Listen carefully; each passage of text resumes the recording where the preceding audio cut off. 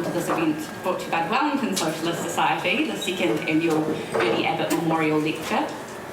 The first Ernie Abbott Memorial Lecture was established last year as part of the 40th anniversary of the bombing of trade school and the death of Ernie Abbott, the caretaker there, and is very much in sort of memory of him, but also those giving their lives to trade unionism, working people, and the socialist cause. So just a little bit of housekeeping before we get into the talk proper. So as I mentioned, this event is brought to you by the Wellington Socialist Society, or the WSS. The WSS is affiliated to the New Zealand Federation of Socialist Societies, with sister branches in Canterbury and Otago, and with a number of members at large throughout the Motu. We run regular monthly events here at Bedlam and Scholar, and thank you to Bedlam and Scholar as ever for hosting tonight. So our cause is sort of primarily educational, so you'll get things like tonight's event, public lectures, panels, that sort of thing. We do have a mailing list up at the bar, so if you are new to us, welcome, and do feel free to pop down your email and details if you want to hear more about our events and more about us. We also have some bits and pieces around, so feel free, there's some stickers about the place. Do we have any commonweals tonight? I don't think we have commonweals, but I will mention it anyway. So the commonweal is the publication released twice a year by the New Zealand Federation of Socialist Societies, a real labour of love by members, our editor Martin Crick and our designer Nick Robinson. And the newest edition will be coming out actually on May Day, so keep an eye out for that. We do have yearly membership at a very modest $40 a year, a really great deal, and as part of that you do get a subscription to Commonweal. So get in before the next one comes out. We host conferences. We've had 2 Nashville conferences thus far over Labour Weekend the past 2 years that have been really fantastic. And for those of you who weren't able to make it to last year's conference, which was here in Horneke and really went well, I do encourage you to listen to the podcast / radio show of our sister branch and my actual sister, The End of History, which has been this year playing some of the recordings of some of the lectures and talks that went on at last year's conference. So if you didn't miss out, you can hear that stuff. That's really it for housekeeping, I think. So in a second, I will introduce Graham Clark, who is the president of Trades Law, and he's going to give a little bit more context for sort of the Ernie Abbott Memorial Lecture and why we should care. But then following that, we're going to hear from Ben Peterson, who is the Assistant Secretary of Unite Union and the former Fair Pay Agreement Strategic Coordinator for the New Zealand Council of Trade Unions. Ben has worked for unions for 10 plus years since immigrating to New Zealand in 2014, so I think we can all be very interested and eager for what he has to say. But that's enough really from me, so I will pass over to Graham. Please join me in welcoming Graham Clark.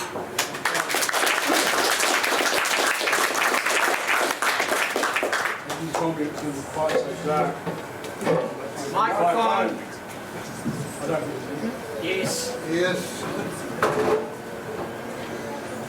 They didn't tell me it was going to be quite so dark, and I'm limited to reading what is on the paper. Never mind.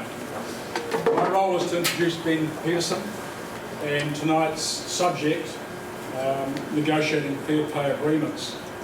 Ben currently works for the Unite Union out of Trades Hall, that I also represent as its president. Before Unite in Wellington, Ben worked for the First Union and went from there to the CTU to help establish and negotiate fair pay agreements. Fair pay agreements are an appropriate subject for the Ernie Abbott Memorial Lecture. It was a little over 41 years ago that Ernie was murdered in the bombing of Trades Hall. A recent visitor to the hall told me that a National Government Cabinet Minister, Ben Couch, described the event to him at the time as an act of terrorism. Very appropriate, takes one to know one.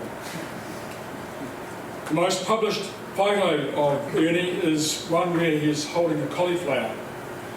The subject of this photo was rising prices.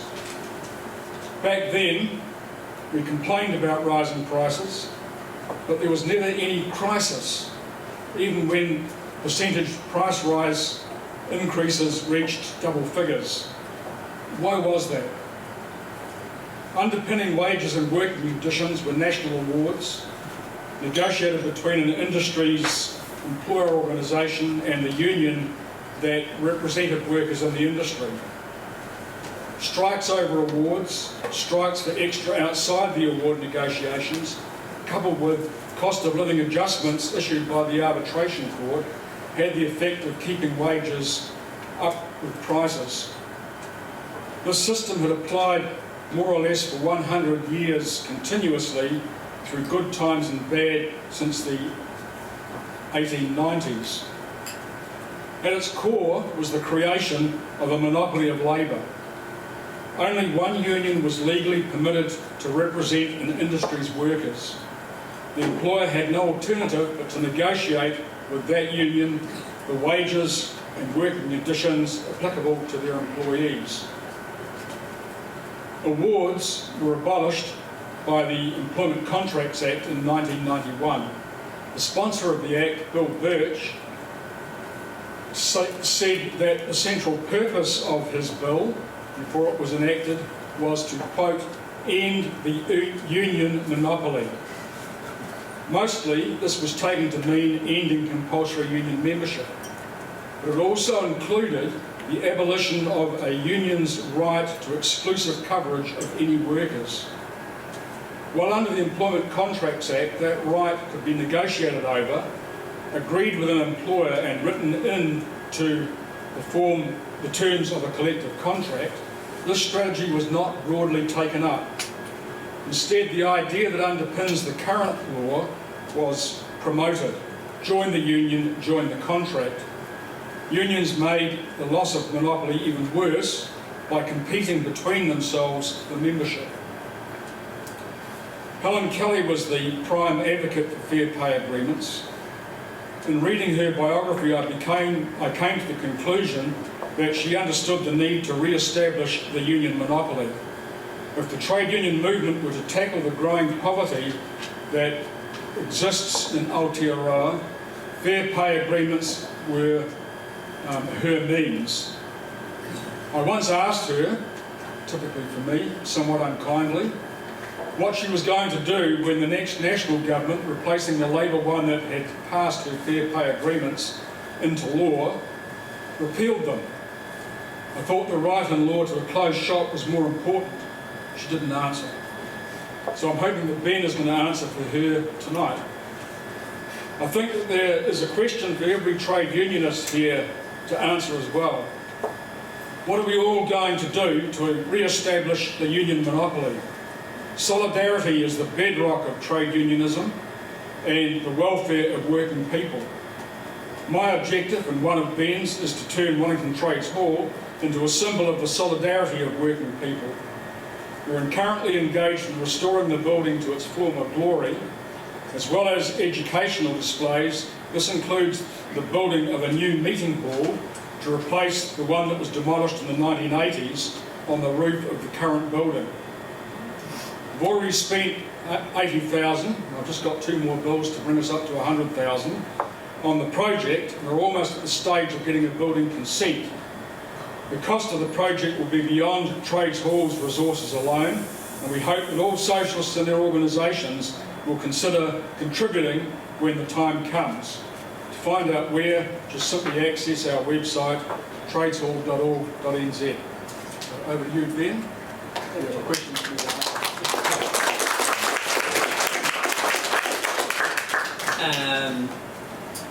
thank you, Graham, for the introduction, and I'm acutely aware of the importance of keeping your landlord happy, so I will do my best to answer your questions in the course of this talk.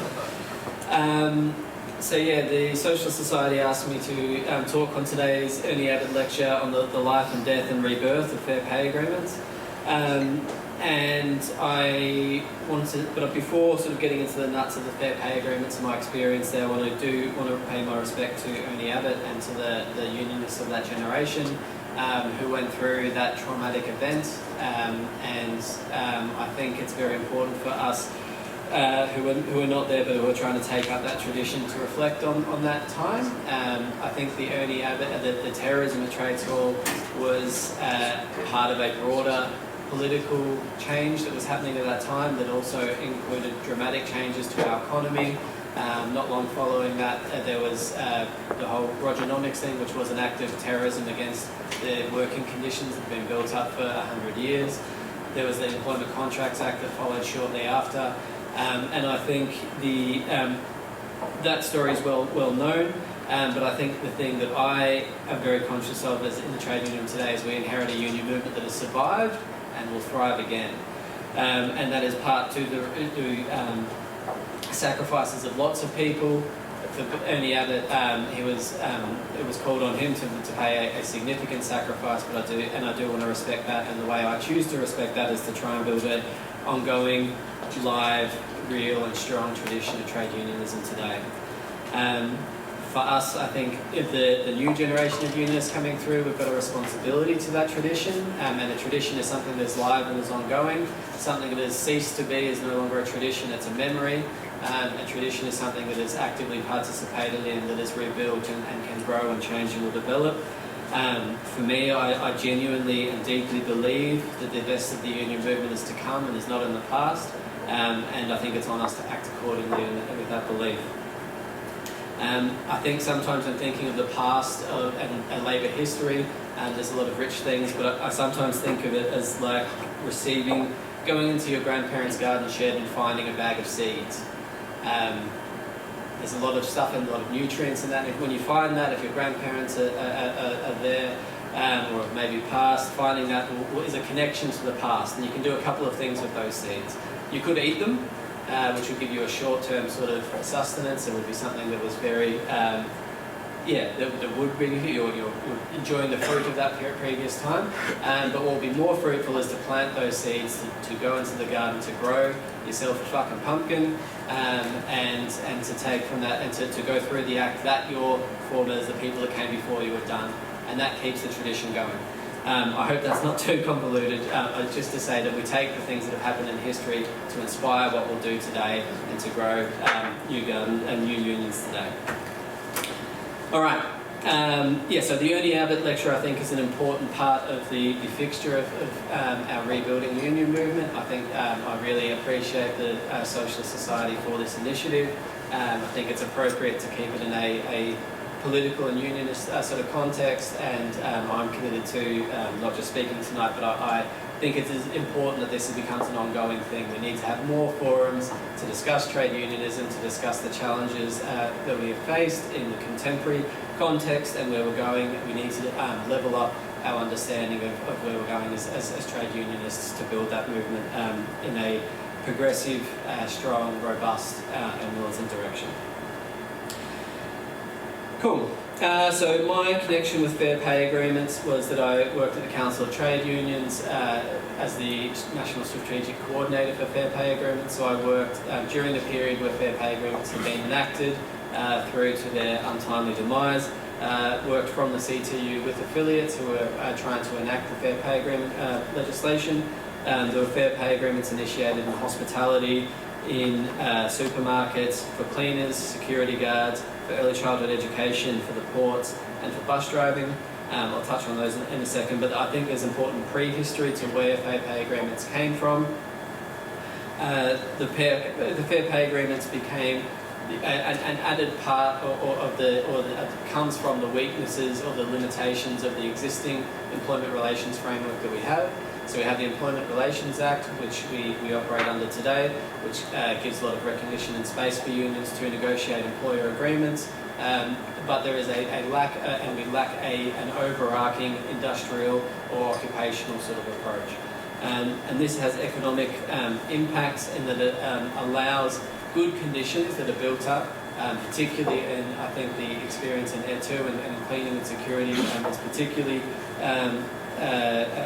important, where good conditions will be built up in a security or a cleaning contractor. Everyone could join a union, you could build that up, you could negotiate better terms and improve things over time, only for a new, easy to set up enterprises to be established, to bid for contracts, to undercut where good work is done, and to drive down wages.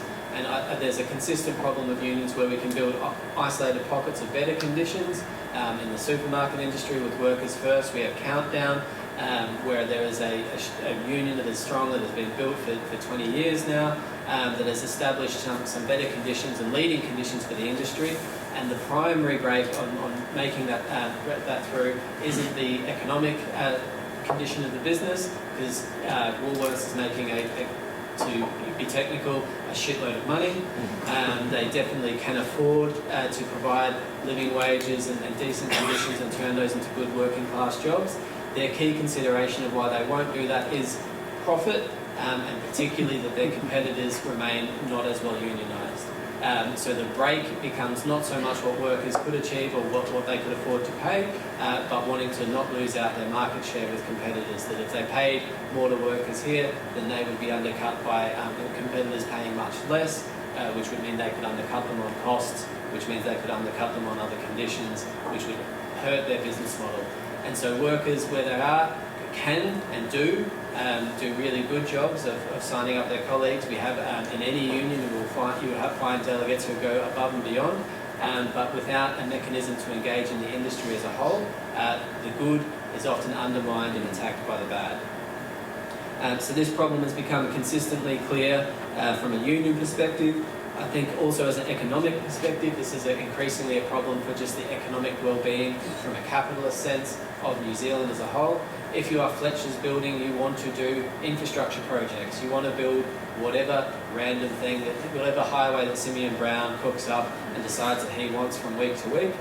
Fletcher's wants to do that. It becomes increasingly harder to do that when for every 3 apprentices that you train up, 2 of them jump on a plane immediately after getting qualified to go to Australia to get paid better wages. The wages that we have, if nothing else from an economic perspective, are undermining the capacity of the economy to function.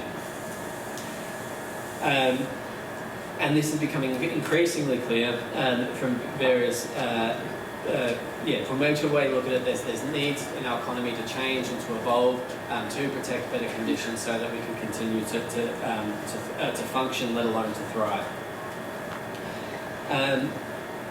The roots of fair pay agreements came from looking at that question. I think a lot of credit to Helen Kelly, who's been trying to talk about that wage setting piece for a long time. I think also a lot of credit to the Labor Party affiliated unions that drove that within the Labor Party and established that policy. And I think that's an interesting story there, which I'm not as deeply engaged in, but is worth reflecting on as a movement. And when the Jacinda Ardern government came to power, this was an opportunity to roll out this policy that had been established and fought for unions. Now, this I think is an interesting point if we're taking the lessons of for fair pay agreements with a view to the future. Learning from the political lessons is as important about it as learning from the economic and the industrial questions that we can face. The action was not that came from the new government was not to just enact a policy, but went through a protracted working group process, which I believe was led by Bolger. I'm not. I think I was meant to find the time to check the name of the working group and the exact timelines, but I neglected to do so. So my apologies. But it went through a protracted working group process, which came out and identified and put out a report which looked at these issues, and that involved the Business New Zealand and other business representatives as well. The government then had significant delay. Some of that was politically driven by the New Zealand First being part of that coalition government, which made it difficult to progress things. But the working group, while it came out with some processes or some suggestions around policy that was already Labor Party policy, was not successful in actually buying meaningful input from and buy-in from the business community, despite it clearly having economic benefits for the New Zealand economy. The outcome of that when the 2020 election happened was the Fair Pay Agreements as we know it. So that was a process for industrial or for either industrial or occupational wage setting.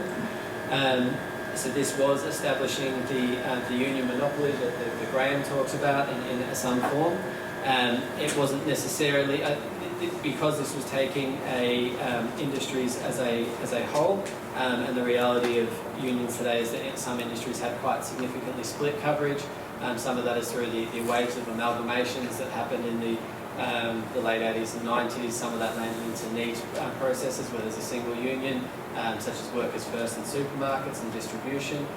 In other sectors, specifically in bus driving, there wasn't a single union. That industry is split into several unions, namely Workers First, particularly in Auckland, the Tramways Union and the Amalgamated Workers Union. But the function of FPAs was that a union could initiate in the same way that you would initiate for a collective agreement at a workplace, but groups of workers could come together via an initiation petition to call for a FPA in their industry. The benchmark was either 1,000 signatures or 10% of the industry, depending on what was the size of the industry. And once that was initiated, then it compelled the employers in that industry to release a lot of information to the union or unions that were representing that industry, to give them the capacity to organise and to communicate with workers that would be covered, and laid out a process that forced the workers the bosses in that industry or occupational group to negotiate with the unions towards establishing the minimum standards for that industry. The purpose of the Fair Pay Agreement, which was established in the legislation, was to improve wages, and the primary way that should be done was through a negotiated settlement, through bargaining sides of workers and employers to come together to establish the terms of their industry. But importantly, there was a backup of I think it was technically functionally arbitration, where if that was not able to be negotiated in a democratic way, or that the consensus couldn't be reached, that there was a default to go to the Employment Authority to set terms and conditions. And that's important, as it was a backstop to stop employers just refusing to agree on anything, so that there was a fallback on the authority, which was never tested as to where that would land. So, as sort of Graham said, it established a monopoly for unions representing people that would not have established automatic union membership. People still would have needed to individually join their unions, but in terms of representation through the Fair Pay Agreement process, that had to be done through unions. It recognised unions as the only organisation capable of representing working people, and importantly created huge organising possibilities for unions. This was true in a few different ways. One, it gave unions a huge access to workers in an industry in terms of their communication data, and it involved in a process that gave them a real meaningful pathway to better wages through this negotiated fair pay agreement process, and outlined a way that they could participate in the union. For many workers, this would have been for the first time. And by taking that out of a enterprise-focused system but into an industry-wide system, would allow bad employers to be mitigated. At the moment, to use an industry that was closer to my mind, in supermarkets, if you're in a New World, say you're in a New World Chafers, and you decide, you know what, I want to join a union because this place is the most expensive supermarket in the country, and allegedly the owner has some very interesting employment practices and personal proclivities. It's very hard. You need to get a critical mass to establish a collective agreement in a meaningful way.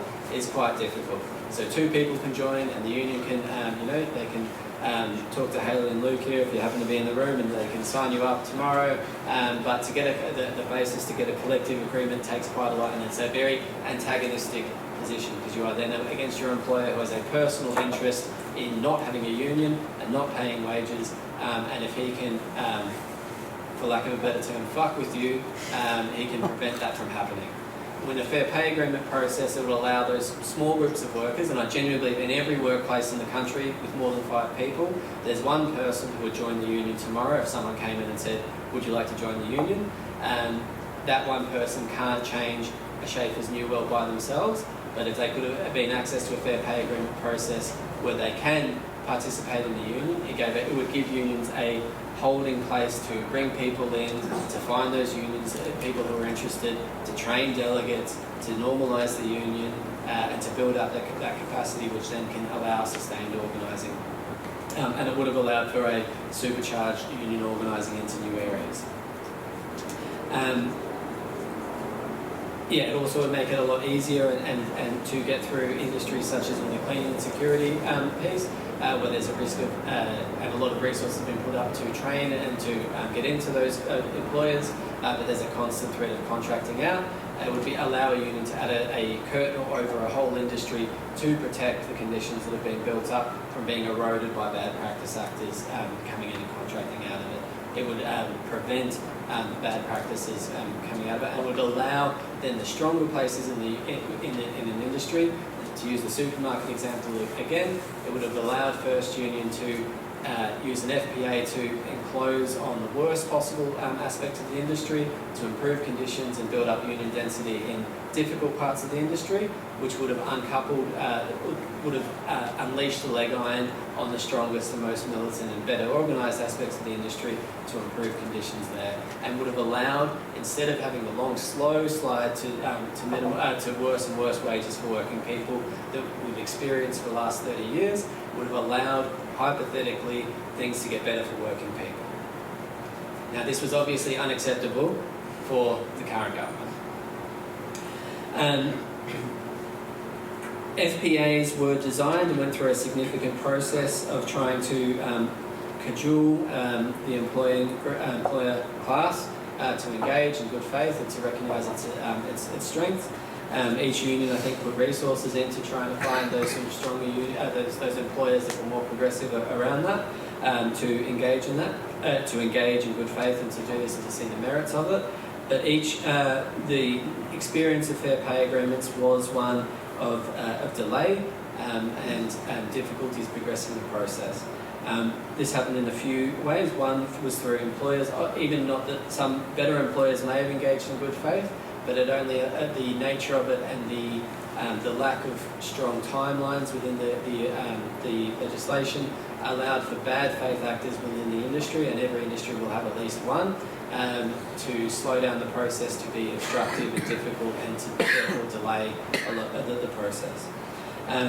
It also being a new mechanism, and the public service is very important and shouldn't be dramatically slashed like the current government is doing.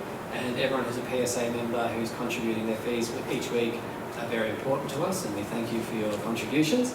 However, is a conservative organisation, and particularly the Ministry of Business, Innovation and Employment, does not have an ideological predisposition towards helping fair pay agreements along. That's an understatement.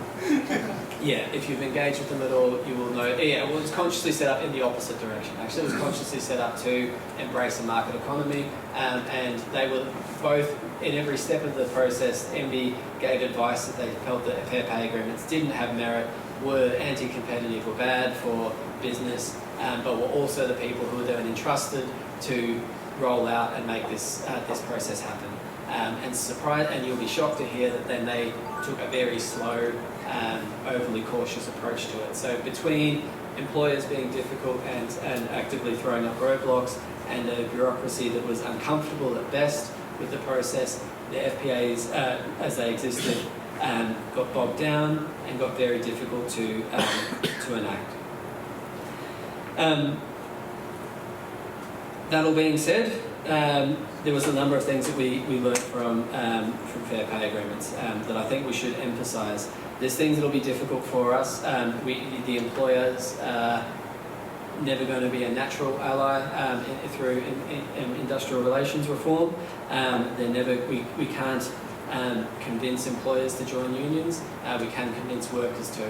And we should be focusing on the things that we learned through that process that we could do a lot more and be better practice at for the return of fair pay agreements, which will happen either at the next election or at some point in the future in some form.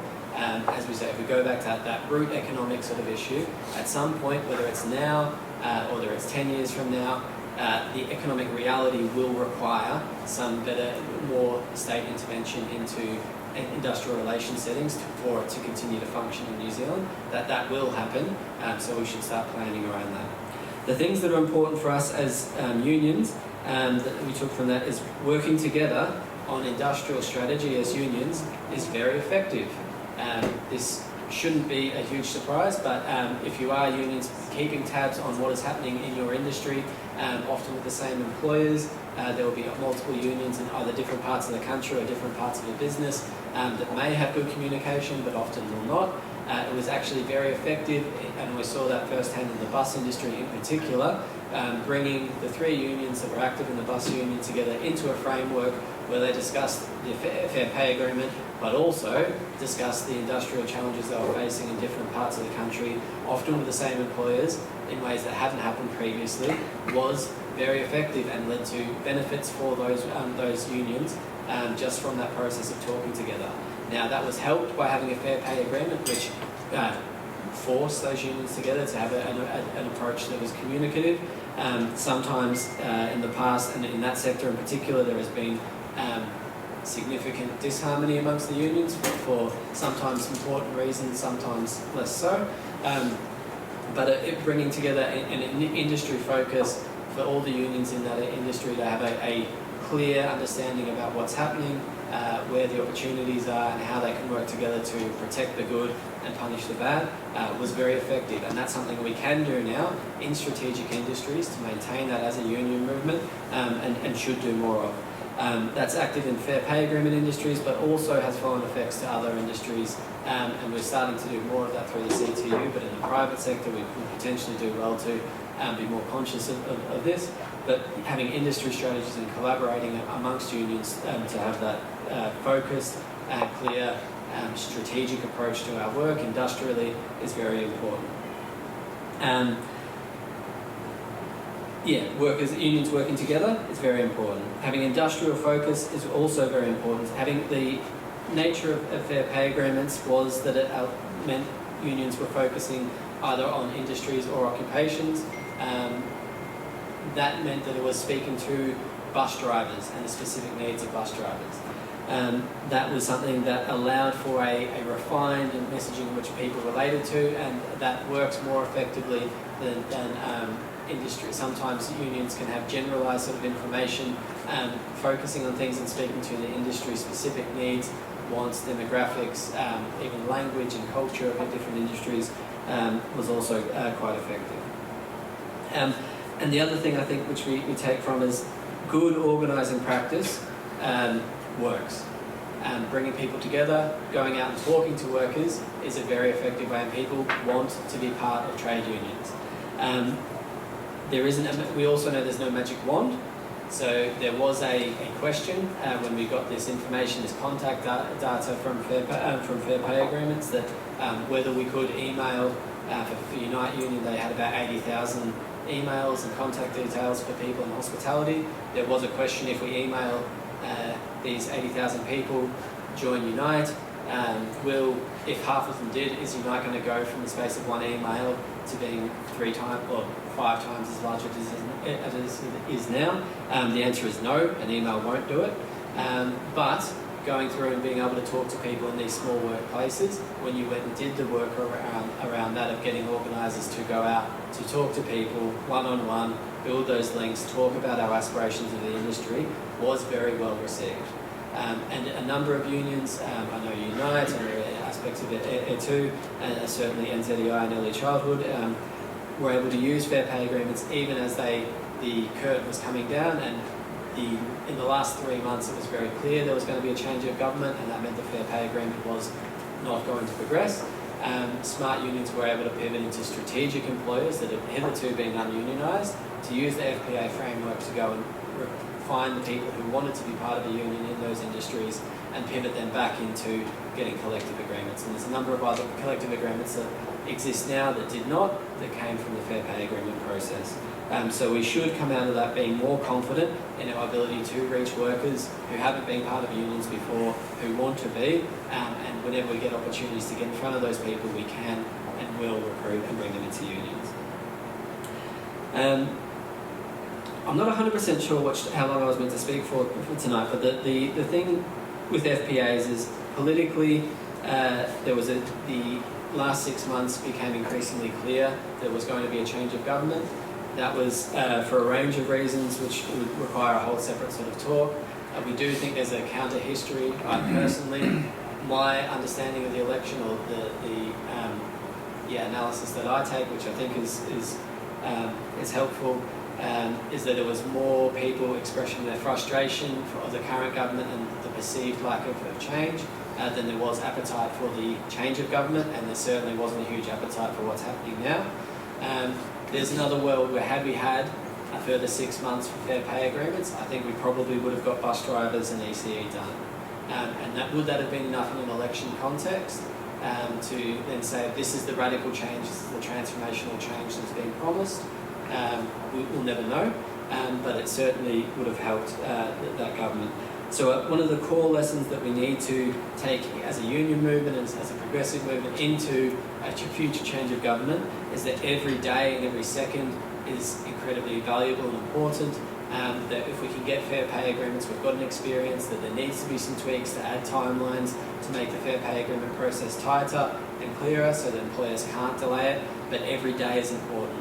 And anyone engaging in the electoral politics and the progressive parties needs to make this a core process. That FPA is something that gets done in the first 100 days, so that we have 2.5 years to get a process done, to get the benefits of FPAs to working people, to give working people a taste of better wages, that things can get better at work, and that a progressive government delivers for them with urgency is a core lesson. If nothing else, that we need to go into a government that working groups and stuff like that can have a role, can be important, I'm sure, but that process did functionally absorb a lot of time, did not successfully bring in employment to neuter opposition, and did mean, arguably, that we didn't have the time to embed this process. And if we were choosing between trying to engage with businesses or bring other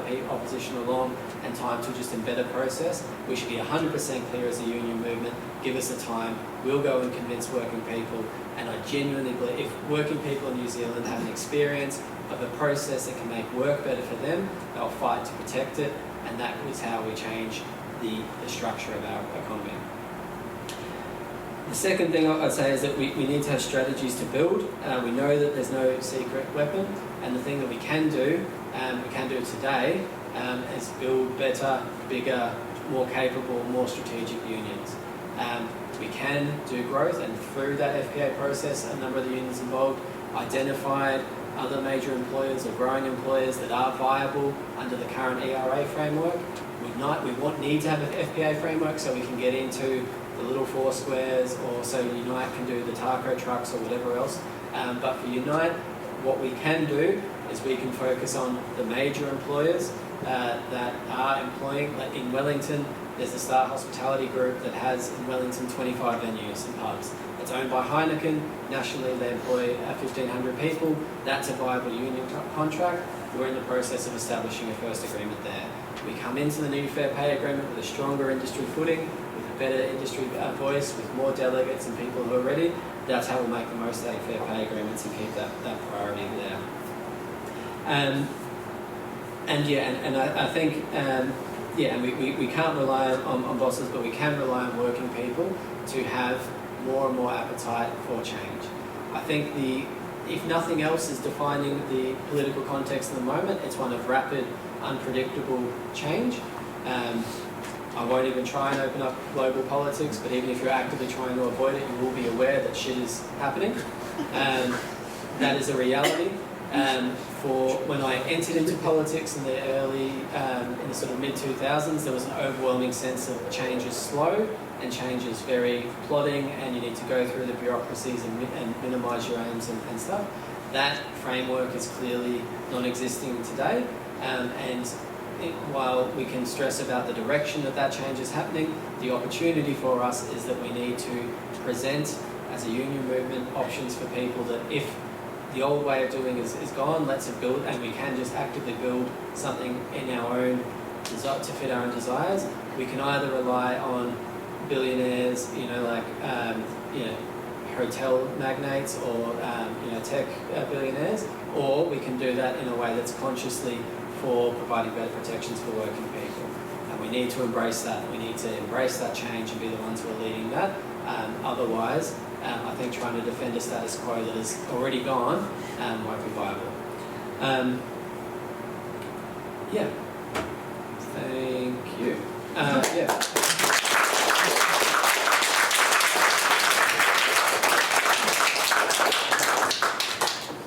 Thank you so much, Ben. That was super fascinating, and I think too very refreshingly hopeful. I'm sure I'm not alone in this room as being someone, a delegate or otherwise, who has been through a couple of years of particularly grim bargaining rounds and change proposals, etc. So I think that your talk has really offered some productive ways going forward. What we're going to do now is we're going to take about 10 minutes break. And you've made exceptional time, so we're going to make it a 13-minute break. And so you can go to Paripaku, grab yourself another drink, but we will be coming back for a Q&A, so we can open up for a little bit of discussion. So do get some ideas percolating of where you might want to take that. And please join me again in thanking Ben Peterson.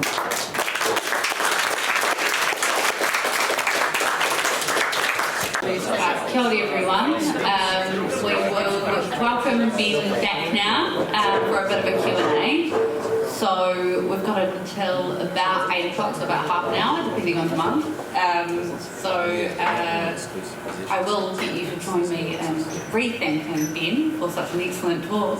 But then I'll pass back over and have a bit of, question time.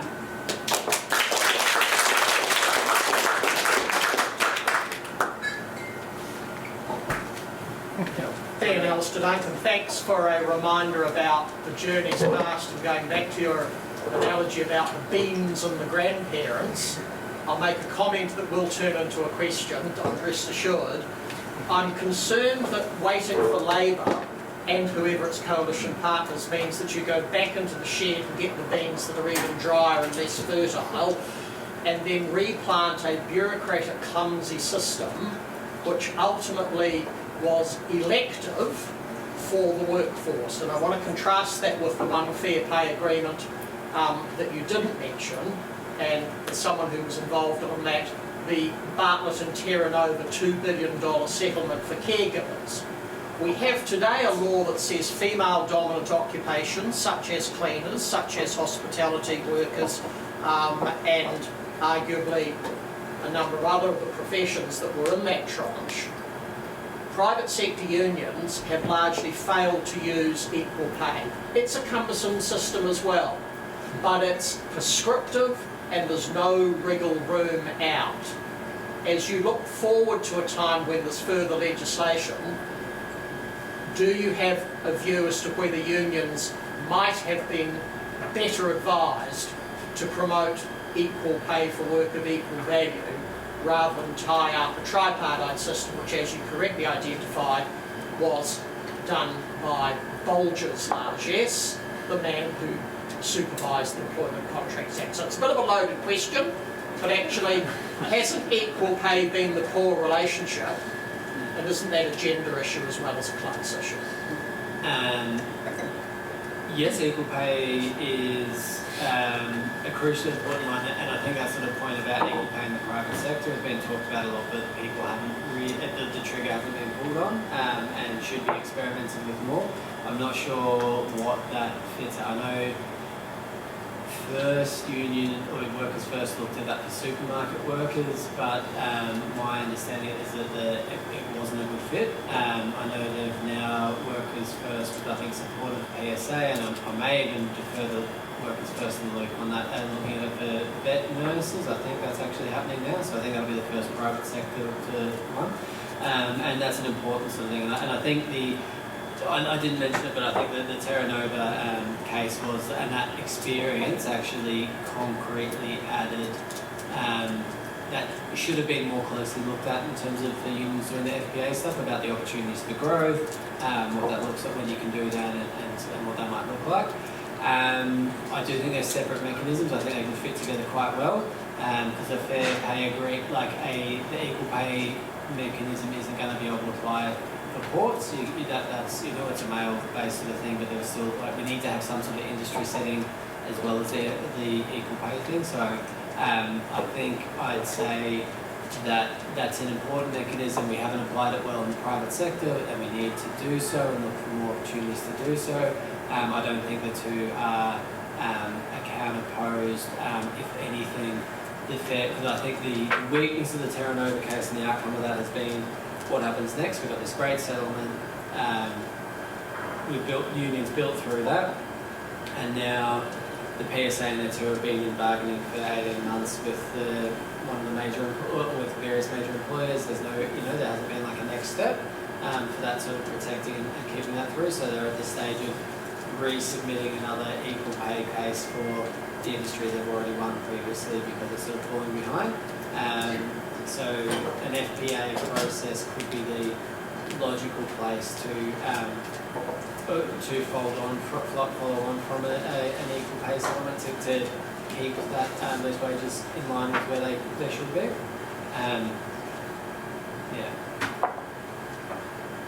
I think comments are all good as well, but that's easier for me because I don't have to respond necessarily.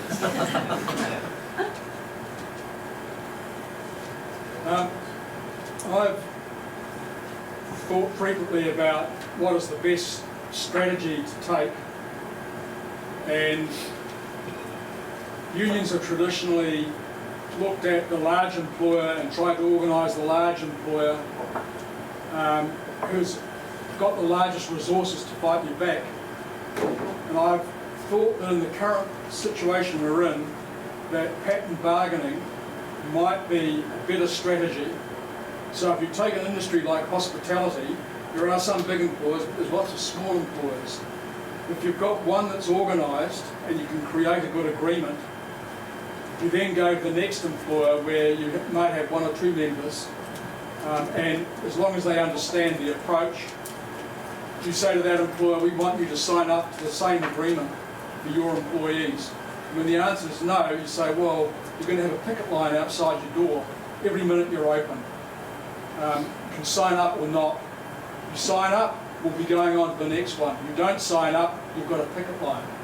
Small, vulnerable employers would look at that proposition of not being able to operate and having a picket line outside with some members who understand what the process is, and you're more likely to get an agreement.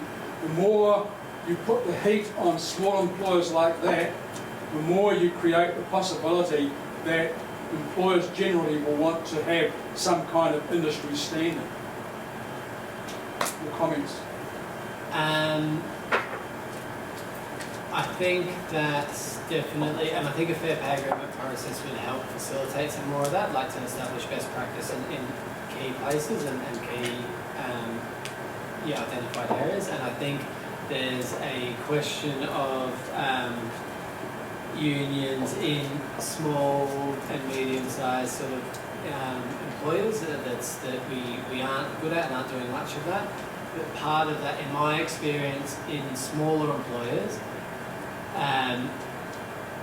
it tends to be much harder going than in larger ones, largely because if you're in a smaller employer, there's a small retail employer or a small hospitality employer, the owner will often be very present and have like a very personal relationship with people. And while you might get a core and even a core that you can be disruptive, but particularly when you have a high turnover component of it as well. So our workers in hospitality, if you going into that has been very difficult. Trying to unionise in smaller workplaces tends to be very difficult, very personal, and you end up people leaving on and they'll win a PG about getting forced out, and they'll get we can. Luke or Ernie can get them 20 grand, and there'll be a small business owner who's even more insane than they were previously. Whereas in a KFC, the manager fundamentally barely cares about the operation of the business they're employed to do, let alone whether someone's in the union or not, and that allows space to sort of bring people into a union to build structure against an employer. And also the margin in the hospitality industry in particular, where the money's being made, is in big employers that have economies of scale. There's fuck all. There's some money in small pubs and clubs, but less and less, and they're getting sort of edged out. The nature of capitalism is bigger employers have bigger economies of scale. They're able to, KFC's contract for chicken is bigger than any other contract for chicken in the country. They'd want, 4 million chickens get sort of fed into the meat grinder for them each day, it's some ridiculous sort of thing. So they get prices that are much better than this place would get. So they've got larger margins, and then they can pay more, which we need to sort of to fold out from there. So focusing on the smaller ones in our experience in hospitality, which may be different in some particularly boutique or niche places, and I think there's value in what you're saying to establish some better practice that we then roll out, but often that's very resource intensive, often in smaller margin businesses, whereas a place we have easier run and we can actually get at the money is in the bigger employers at present. But I think we should experiment more with that, like you said. Yep. Thank you. I suppose my question it's about the Labour Party's role in the field. Louder. Sorry. My question is mainly about my question is just mainly about the Labour Party's role in the implementation of fair pay agreements. Fair pay agreements, they're obviously a very simple and a very powerful tool to improve the lives of the working class. Labour campaigned on a very progressive platform in 2017 to 2020. They didn't enact them, and they can blame Winston Peters, which is fair enough, but they won a parliamentary majority in 2020. The act didn't pass until 2022, which was a year out from election, and that gave no time for employers and unions to negotiate before it was scrapped by the national government. So my question is, where do you think the Labour Party failed in implementing fair pay agreements, and why did they take so long to implement a relatively simple piece of legislation? That's my question. Where did the Labour Party go wrong? I think in 2020, and you saw it in a number of areas, my observation is because that 2020 victory was so huge, there was an assumption that there would be at least 2 more terms of that government, and maybe in the second term with Greens or with whoever else, but there was assumption on the left, Jacinda looked like she was our God Queen for the foreseeable future. They had an outright majority, which is unprecedented. So at that point the Tories were fucking all over the place. They'd sort of knifed each other repeatedly in a few years. There wasn't a great appreciation of the volatility of politics. So a number of pieces of work got put into 5 years. There was no hurry. So it's sort of let's do it properly rather than do it quickly sort of thing, I think. It would be the charitable understanding. But there was no urgency because you had 3 years, and then there's always going to be another term after that. So let's put on a 5-year timeline, and we'll just, the happy days will last forever. And then when that didn't come out the case, it's already too late. When that change happens, that happens quite quickly, and then it's not. So I think yeah, it is what it is, you know, like, I think we should all appreciate politics, and I think a couple of people have mentioned in the break, like, oh, it's good to be optimistic. I think politics globally and that is not good, but I think we should take, things are very volatile. Like the underlying politics for me is the volatility, not the direction. It's sort of just things are fucking all over the place. So like, there was a brief moment not very long ago where it looked like Bernie Sanders and Jeremy Corbyn were going to be like the two Anglophone leaders, and then instead we've got like Trump and things, but like different things existing at the same time. Trump won the election unexpectedly. He's now very unpopular. Things will remain very volatile. So when our times come on the left, I'm not saying that anyone here is going to be in Parliament at the next election, but if you are, then fucking get it done. You know, but whatever opportunities we have, is you just need to make hay. And I think this pivots it back to the answer. But the thing we can control is what we do as unions. So that has to be going and signing up more fucking people, getting more agreements, taking strike action where we can, and like really, there's a real economic headwinds and stuff that's pushing back at it, but like we need to do whatever we can to get whatever we can out of stuff. I think the hands up who went to the Resine living wage campaign last week? A few people, cool. Okay, we all need to get behind the Resine workers trying to do a big push for a very significant pay rise. They're on barely above the minimum wage, they want to get a living wage. That'll be something like a 15% pay rise. It's in all of our fucking interests for that to go well. Because that is a good... 13th of May. 14th of May? 13th. 13th of May, it's in Bernadette's Hall in Nino. Cool. Yeah, it'll be a great night. I know Wellington activists have Good an aversion meetings, to they're go into the short Hutt and Valley in there's any circumstances, but we've got to go there. I will drive you. We all give a shit about paint for the next 6 months, because that's the thing, we go hard, we win well, and that has an impact on that. That's how we break the consensus that things are getting bad. Or in your workplace, you can be the new Resine, you know, like, you can be an ECE centre. We're going to go on strike. Just go hard, get what you can get, and we all got to support that, because that's how we'll build confidence. So just a follow-up question. So, do you think that the Labour Party that the Labour Party that didn't prioritise the conditions and the lives of the working class, they prioritised other things over prioritising fair pay agreements, which would have hugely benefited the working class. They waited so long. I'm not a Labour Party member, and I've been critical in the past, but I think the issue wasn't so much other priorities as lack of priorities and sort of assumptions that things were just fucking, that they had time to do various things. Because it wasn't, and Michael Wood actually did better and got a lot further than Ian Galloway, who was focusing on other matters in his office and let his primary responsibilities slip, that was unhelpful. And I think that the government as a whole, it was a lack of prioritisation of just making things happen for those big picture stuff. So I don't think I wouldn't. To be fair to them, you know, like I don't think it was a lack of urgency that we need to go. Personally, that's my analysis.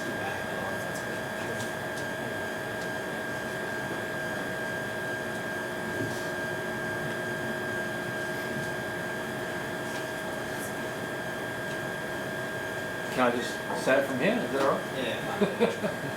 No, I'm just curious to know what the general trend is in terms of unionisation, given that the public sector is being massacred in a way, and of course the economy, the rising unemployment. So, what is this actually meaning for unions? I don't have the figures for the most recent figures that will reflect that, but it won't be good.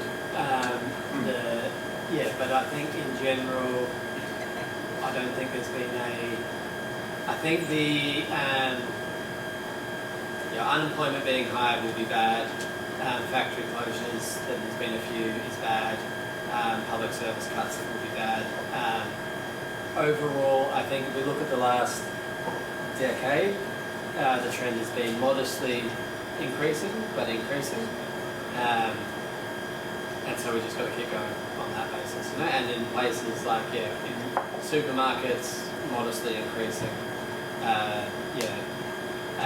In the Unite, COVID absolutely slapped the shit out of Unite, you know, like for a couple of years. But this year the last 2 years we've had modest increases. So there's enough to say that we can increase on things. Really importantly, like while we have been slowly increasing, Australia's been going through the floor. So New Zealand has substantially higher union density than Australia at present. They're down to about 12%, and I think we should be at least 14 to 16, somewhere around there. You know, like So I think. As you may be, I'm an optimist, sort of thing, you know, like, yeah, I'm not sure, like, the next set of figures won't be good, I don't think it'll be further rises, but, like, we can't change the overall economy, we can't just push a button to make the government rehire, you know, public servants and stuff, but we can get into it. I'm really concerned about the gaps in union coverage. In construction, it's very hard to join a union, actually, if we're being honest. In some places, even in Hospo, you know, like, which is my direct responsibility, we're trying to be better at being into smaller businesses when people want to join, but there's real gaps in functional union membership.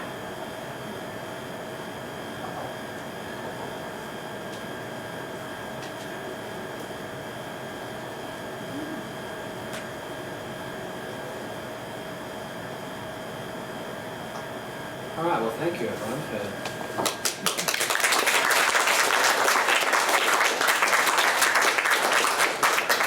Thank you, Ben, and thank you, everyone. I just want to really quickly, before we proper wrap up, mention again that we do have a mailing list at the bar, so if you are new to us, if you do want to hear more, please sign up and you can get news of events, etc.